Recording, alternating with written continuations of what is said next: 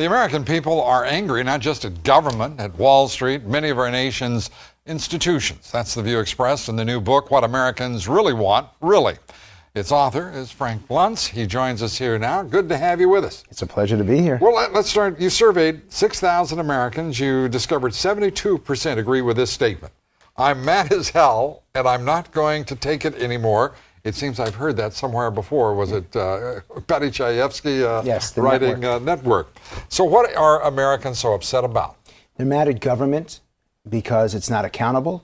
They're mad at Wall Street because there's no respect for shareholders and employees. They're mad, quite frankly, at Hollywood, and I was watching that Roman Polanski segment. That's going to drive people nuts because there's no civility there. And so they look at these institutions and these individuals whom they trusted, and they're not delivering for them what they're supposed to. You know, each one of those instances, I think to myself, as you say that, each one of those things is in the control of the American public. We don't have to buy the things we do. We don't have to support the institutions we do. We don't have to continue to send back by a 96% the incumbents to office. But they feel powerless. The problem is you've got elected officials who are canceling town hall meetings because they don't want to get yelled at. It should be exactly the opposite approach. The elected officials should say, okay, I know you're angry. I'm going to sit for the next 2 hours, 3 hours. If a politician wants to get reelected, they should say, I'm going to stay here until the very last person has had their say. But these elected officials won't do it. They don't want to be challenged. And that's why the American people are so ticked off. They're arrogant, they're entitled, and we're talking about both political parties, not one. They're angry at both of them because they think that both of them aren't listening. And what makes them most angry? Wasteful Washington spending. You also ask, if you had the power, which three problems or issues would you fix first? And if we've got this, I'd like to see it so everybody can see it. 31% restoring national economic stability. 31% restoring values and morality to society. 29% preventing terrorism. 3% building roads, bridges, and highways.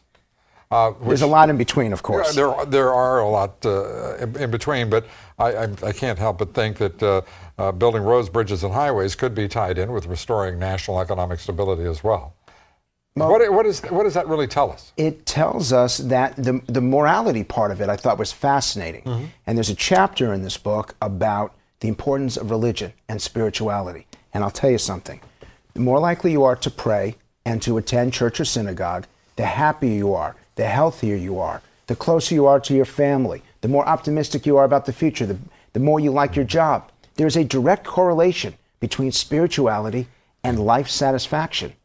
And yet you don't see that in day-to-day life. Yeah. And it's interesting because you're certainly not the only pollster who has revealed that. As a matter of fact, it's validated and corroborated in poll after poll on marriage, on religion, and those who are happily married and those involved in their religion far healthier and living more satisfying lives. But those things tend to be ignored, at least in the national media. And that's the issue, is that they are ignored. And so the public now says, if I don't speak up and yell, then I'm not heard. And that's the issue. It's not the issue of listening. They want to be heard.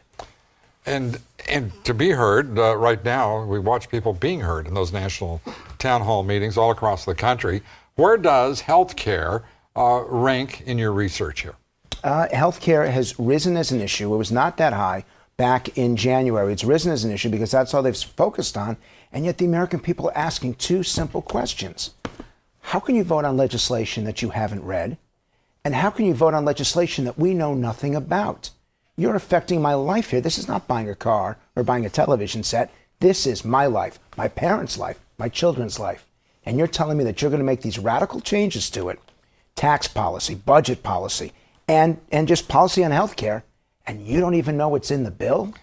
Well, I mean, let's be very clear. They don't know what's in the bill. They don't know what it'll cost. There have not been public hearings because the public hasn't been heard to this point, and the public wants to hear what the facts are, as you say.